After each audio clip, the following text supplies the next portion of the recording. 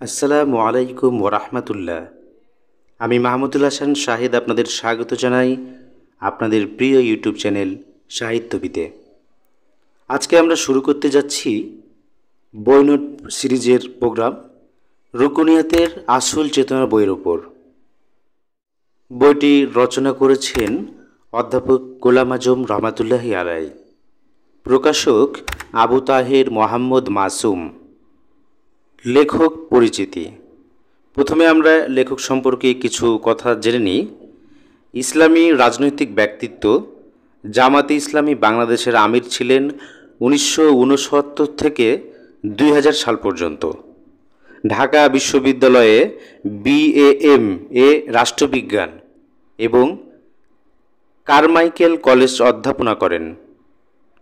রাষ্ট্রভাষা বাংলা চাই আন্দোলনের একজন অগ্রগামী সৈনিক ছিলেন। দিন প্রচারের জন্য অসংখ্য বই লিখেছেন। তিনি 23শে অক্টোবর 2014 সালে মৃত্যুবরণ করেন। প্রকাশকের কথা। ইসলামী সমাজ প্রতিষ্ঠার এই আন্দোলন আম্বিয়ায়ে কেরামদের পরিচালিত আন্দোলনকে অনুসরণ করেই চলেছে। মানবিক দুর্বলতার কারণে ব্যক্তির নিষ্ক্রিয়তা থেকে উত্তরণের দিক নির্দেশনামূলক বই এটি। কেন্দ্রীয় সদস্য সম্মেলন 1997 সালের 25 থেকে 27 ডিসেম্বর জামিয়া ইসলামিয়া, বর্তমান তামিরুল মিল্লাত টঙ্গী শাখা, অধ্যাপক গোলাম আজম তৎকালীন আমির জামাতে ইসলামী বাংলাদেশ প্রদত্ত ভাষণ। অর্থাৎ বাংলাদেশ জামাতে ইসলামীর 1997 সালে একটি সদস্য সম্মেলন হয়েছিল। সেই সময় তিনি যে ভাষণটা দিয়েছিলেন, পরবর্তীতে সেই ভাষণটি বই আকারে প্রকাশ করা হয় এবং যে জায়গাতে হয় সেই প্রোগ্রামটি হয়েছিল, তো সেখানকার নাম ছিল জামিয়া ইসলামিয়া মাদ্রাসা, বর্তমানে যেটার নাম তামিরুল মিল্লাত টঙ্গী শাখা। ও সেই জায়গাতে এই প্রোগ্রামটি অনুষ্ঠিত হয়েছিল। বইটির প্রথম বিষয় হচ্ছে ইসলামী আন্দোলনের মর্মকথা। বইটির ভিতরে অনেক বিস্তারিত আছে, এখানে আমরা একেবারে সংক্ষিপ্ত আকারে করেছি যাতে সহজে আপনারা মনে রাখতে পারেন। তো আমি এটা একটু পড়ছি। মানুষের ব্যক্তিগত জীবন থেকে শুরু করে সামষ্টিক জীবনের সকল ক্ষেত্রের জন্য আল্লাহ তাআলা যে বিধিবিধান রচনা করেছেন, রাসূল সাল্লাল্লাহু আলাইহি ওয়াসাল্লামের মাধ্যমে তাই পাঠিয়েছেন। এই বিধানসমূহ রাসূল সাল্লাল্লাহু আলাইহি ওয়াসাল্লাম ও তার প্রতি যারা ঈমান আনে তাদেরকে আল্লাহর পক্ষ থেকে চালু করার দায়িত্ব দিয়েছেন, যাকে খিলাফতের দায়িত্ব বলা হয়। আল্লাহর পক্ষ থেকে তার বিধানকে কায়েম করার চেষ্টাই হলো খলিফার কাজ। যুগে যুগে নবী রাসূল এই কাজের নেতৃত্ব দিয়েছেন। জিহাদ ফি সাবিলিল্লাহ ইসলামী আন্দোলনের কর্মীদের আদর্শ ও অনুপ্রেরণা হলো নবী রাসূলগণ। আল্লাহর বিধান অন্য সমাজ ব্যবস্থার অধীন হতে পারে না। আল্লাহ তাআলা মানুষকে বাধ্য করেননি তার বিধান মেনে চলতে। ফলে সুবিধাবাদী স্বার্থান্বেষী মানুষ নিজের মন গড়া বিধান চালু করে, কারণ বিধান শূন্য কোনো সমাজ চলতে পারে না।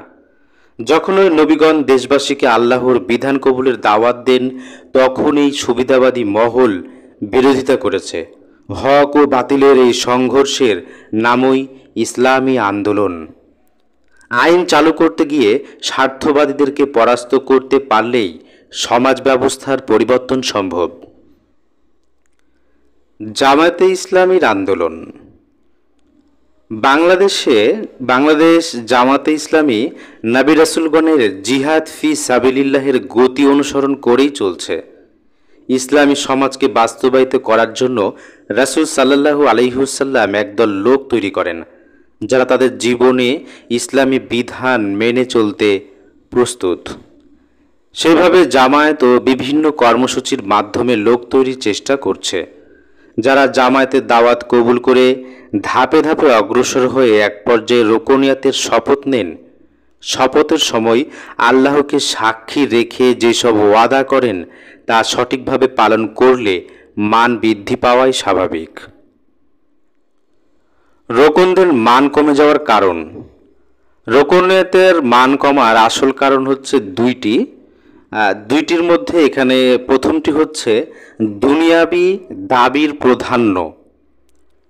বিভিন্ন দুর্বলতার কারণে এটি ঘটে থাকে, কিন্তু দিনই মুমিনের জীবনের আসল লক্ষ্য। তাই বেঁচে থাকবো দিনের দাবি পূরণের জন্য।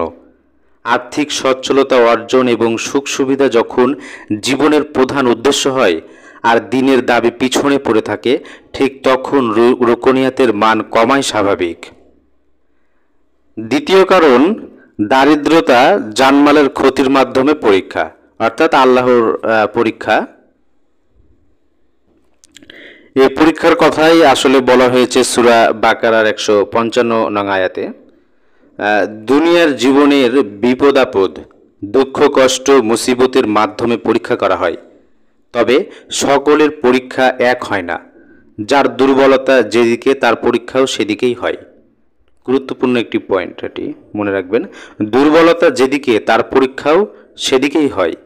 সচেতন রোকন তার টের পেয়ে সাবধান হয়ে যান আর আল্লাহর দরবারে ধর্ণা দেন, যাতে পরীক্ষায় উত্তীর্ণ হতে পারেন।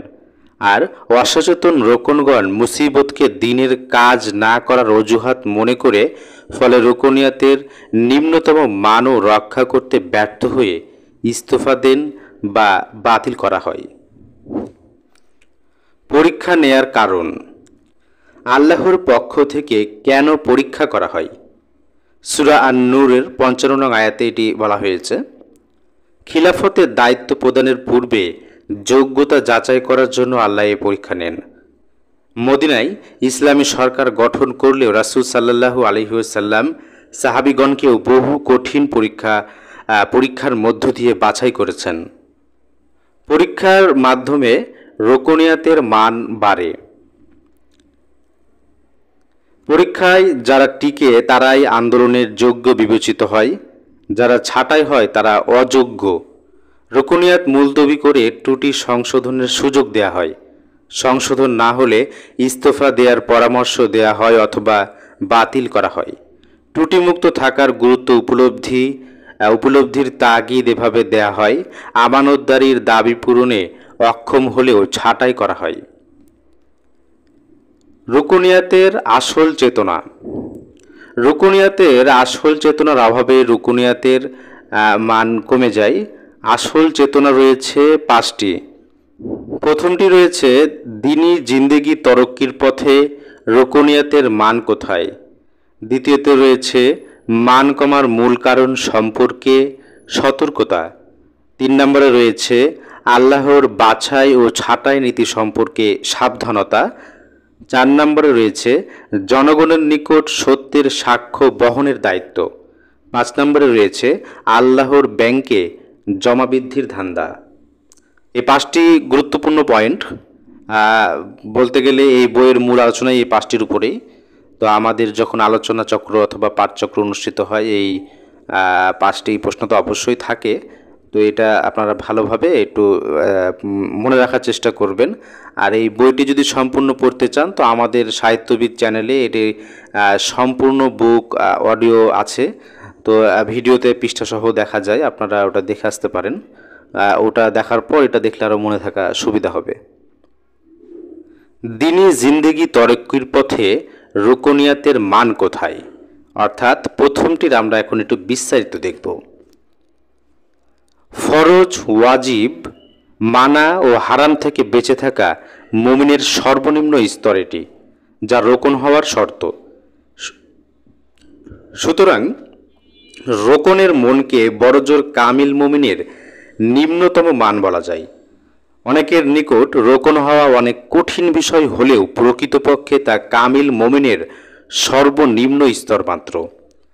দ্বীনি জিন্দেগির তরক্কি ও উন্নতিকে একটি সিঁড়ির সাথে তুলনা করলে এই সিঁড়ির সর্বোচ্চ ধাপ হল সাহাবায়ে কেরামদের মান। এই দীর্ঘ সিঁড়ির প্রথম ধাপে পৌঁছে দেয় জামায়াত রোকন হওয়ার মাধ্যমে। দ্বীনি জিন্দেগিকে উন্নত করার সাধনা রোকনেরই দায়িত্ব। আত্মগঠনের জন্য ইলম বৃদ্ধি করা, ইবাদতের অভ্যাস করা, ওয়াদা করা, সদ্ব্যবহার করা, আল্লাহর দরবারে ধর্ণা দেয়া, নিজের মনের তাগিদে যারা করে তাদের দ্বীনি জিন্দেগি উন্নতি হওয়াই স্বাভাবিক।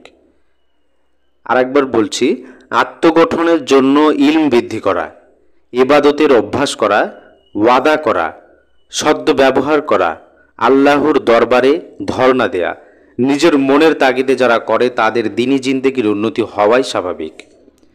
ব্যক্তি গঠনের উদ্দেশ্যে মানুষের নিকট দাওয়াত পৌঁছানো ও যার কবুল করে, অর্থাৎ যারা দাওয়াত কবুল করে তাদের জন্য প্রয়োজনীয় সময় দান করলে আল্লাহর সন্তুষ্টি আশা করা যায়। আল্লাহ তাদের আনসারুল্লাহর মর্যাদা দেন। নিষ্ঠার সাথে দুদফা কাজ করলে আল্লাহর সাথে সম্পর্ক বৃদ্ধি পাবে। মান কমার মূল কারণ সম্পর্কে সতর্কতা। আত্মসমালোচনার সময় খেয়ালে আনতে হবে যে আমার যাবতীয় কর্মকাণ্ডে দুনিয়ার জীবনের চেয়ে দিনকে প্রাধান্য দিচ্ছি কিনা। পরীক্ষার সম্মুখীন হলে দায়িত্বশীল দিনী ভাইদের জানিয়ে দোয়া চাইতে হবে। পরীক্ষার সবর করতে হবে, আল্লাহর সাহায্য চাইতে হবে, ইখলাসের সাথে দিনী দায়িত্ব পালন করতে হবে। আল্লাহর বাছাই ও ছাঁটাই নীতি সম্পর্কে সাবধানতা। মৃত্যু পর্যন্ত হেদায়েতের পথে টিকে থাকার জন্য চেষ্টা ও দোয়া করতে হবে। যখন কাউকে দ্বীনের পথে চলার তৌফিক দেন তখন তাকে বুঝতে হবে যে আল্লাহ তাকে বাছাই করেছেন। পরীক্ষায় ফেল করে ধৈর্য ও সাহসের অভাবে দ্বীনের পথে চলার হিম্মত হারায়, তখন বুঝতে হবে সে ছাঁটাই হয়ে গেছে। সূরা হজের শেষ আয়াত এবং সূরা নিসার 59 নং আয়াত রেফারেন্স। যারা ভয়ভীতি, লোভ লালসা, বিপদকে অগ্রাহ্য করে ইসলামী আন্দোলনের পথে মজবুত হয়ে টিকে থাকে তারা আল্লাহর বাছাইয়ের গণ্য। যারা দুর্বলতার শিকার তারা ছাঁটাইয়ের অন্তর্ভুক্ত। বাছাইয়ের চেতনা জাগ্রত থাকলে এই গৌরব থেকে বঞ্চিত হবে না নিশ্চয়ই। তাই ছাঁটাই থেকে হেফাজতের দোয়া করতে হবে। জনগণের নিকট সত্যের সাক্ষ্য বহনের দায়িত্ব। সত্যের সাক্ষ্য কি? এটা সত্যের সাক্ষ্য বই যারা পড়েছেন তারা অবশ্যই জানেন। সাক্ষ্য দুই প্রকার, মৌখিক সাক্ষ্য এবং বাস্তব সাক্ষ্য। কোরআনের বিভিন্ন সূরাতে ঈমানদার ও সৎকর্মশীল আল্লাহর বান্দাদের যে সব গুণের বিবরণ দেয়া হয়েছে এর দ্বারা একদিকে সর্বসাধারণকে চিন্তার আহ্বান করা হয়েছে। যারা রাসূলের ডাকে সাড়া দিয়ে এমন গুণাবলীর অধিকারী হয়েছে তাদের প্রশংসা করতে বাধ্য তোমরা। মানবিক গুণাবলীর অধিকারীদের প্রতি আকৃষ্ট হওয়া খুব স্বাভাবিক। রোকনদের মান এই পর্যায়ে পৌঁছালে জনগণের আশা আকাঙ্ক্ষার সঞ্চার হবে যে জামাতে ইসলামীর হাতে দেশ পরিচালনার দায়িত্ব দিলে তাদের কল্যাণ নিশ্চিত। আল্লাহর ব্যাংকে জমা বৃদ্ধির ধান্দা। আল্লাহর ব্যাংকে যা জমা হবে সেটুকু শুধুই তারই। এজন্য রোকনদের ধান্দা হবে জমার পরিমাণ বাড়ানো। ইয়ানত ছাড়াও সামর্থ্য অনুযায়ী আল্লাহর পথে দিতে হবে যাতে কোরবানির অনুভূতি জাগ্রত হয়। আল্লাহর জন্য খরচ করলে আল্লাহ বরকত দেবেন, বিপদ থেকে রক্ষা করবেন, এই অনুভূতি জাগ্রত রাখা। চেতনার সুফল। উপরে যে 5টি চেতনা নিয়ে সিঁড়ি বেয়ে আগানো সহজ হবে এ তরক্কির শেষ নেই। রোকনের দায়িত্ব নিশ্চেষ্টায় অবিরাম উন্নত করার সাধনা করা, অনেক লোককে এগিয়ে নিয়ে যাওয়া। উদাহরণ যেমন ইঞ্জিন ও বগি, এই উদাহরণটা মনে আছে কিনা জানি না, যে ইঞ্জিন বগিদেরকে টেনে নিয়ে যায়। তো রোকনদের মানটা হচ্ছে ইঞ্জিনের মতো, তারা অনেকগুলো বগিকে টেনে নিয়ে যাবে। চেতনা জাগ্রত থাকলে উভয় দায়িত্বই যোগ্যতার সাথে পালন করা সম্ভব। কর্মীদের জন্য আদর্শ হতে হবে। রোকনদের মান উন্নত হলে তারা হবে কর্মীদের আদর্শ, অন্যথায় কর্মীদের অগ্রগতির পথে বাধা বলে গণ্য হবে। রোকন সংগঠনের সম্পদে পরিণত হলেই আন্দোলনের অগ্রগতি সম্ভব। রোকনিয়াতের মান সম্পর্কে সচেতন থাকলেই সংগঠনের জন্য সময়, শ্রম ও অর্থ ব্যয় যথার্থভাবে সফল হবে। চেতনার অভাব। জামায়াতে ইসলামীতে রোকন হওয়ার জন্য দীর্ঘ প্রতিক্রিয়া সম্পন্ন করতে হয়। ফলে কেউ আবেগের বশবর্তী হয়ে নয়, বরং সজ্ঞানে চেষ্টার মাধ্যমে রোকন হতে হয়। এই অব্যাহতি চাওয়ার অর্থ হল এই দায়িত্ববোধ, মর্যাদা, চেতনাবোধ থেকে বঞ্চিত হওয়া। আবার আল্লাহর পরীক্ষায় ব্যর্থ হয়ে তারা ছাঁটাই হন। ইকামাতে দিনের দায়িত্ব পালনের জন্য এই সংগঠনে যোগদান করে, কিন্তু যদি কেউ এই কাজের জন্য আরও উন্নত সংগঠনে যোগদানের জন্য পদত্যাগ করলে তা দোষের না হলেও ব্যক্তিগত দুর্বলতা থেকে সংগঠন ত্যাগ করা, হাদিসের মত অনুযায়ী তিনি ইসলামের রশি গলা থেকে ছুঁড়ে ফেলেন। আল্লাহর দরবারে ধর্ণা দেয়া। আল্লাহর অশেষ মেহেরবানি আমরা দিন কায়েমের আন্দোলনে শরিক আছি, তাই আমাদের শুকরিয়া আদায় করতে হবে আর দোয়া করতে হবে এই পথে অবিচল থাকার জন্য। আমাদের ভিডিওটি আজকে এখানে সমাপ্ত করছি। যেহেতু অনেক ছোট একটি ভিডিও, তো আমরা চেষ্টা করেছি বইয়ের মূল বিষয়গুলো নিয়ে শুধু আলোচনা করতে, যাতে আপনারা সহজেই বইটির মূল ভাবগুলো মনে রাখতে পারেন। তো আশা করি আমরা সেটা পেরেছি। যদি আমাদের ভুল হয়ে থাকে সেটাও কমেন্টে আমাদেরকে জানাবেন, তাহলে আমরা পরবর্তীতে সেটি সংশোধন করে নেব। তো আশা করি ভিডিওটি আপনাদের ভালো লেগেছে। ভালো লাগলে অবশ্যই ভিডিওতে একটি লাইক দেবেন এবং কমেন্ট করে আপনার মতামত জানাবেন, এবং আপনার সহকর্মীদের কাছে ভিডিওটি বেশি বেশি শেয়ার করবেন, যাতে সকলেই উপকৃত হতে পারি। পরবর্তীতে আবার দেখা হবে ইনশাআল্লাহ। ততদিন সকলে ভালো থাকবেন, সুস্থ থাকবেন। আসসালামু আলাইকুম ওয়া রাহমাতুল্লাহি ওয়া বারাকাতুহু।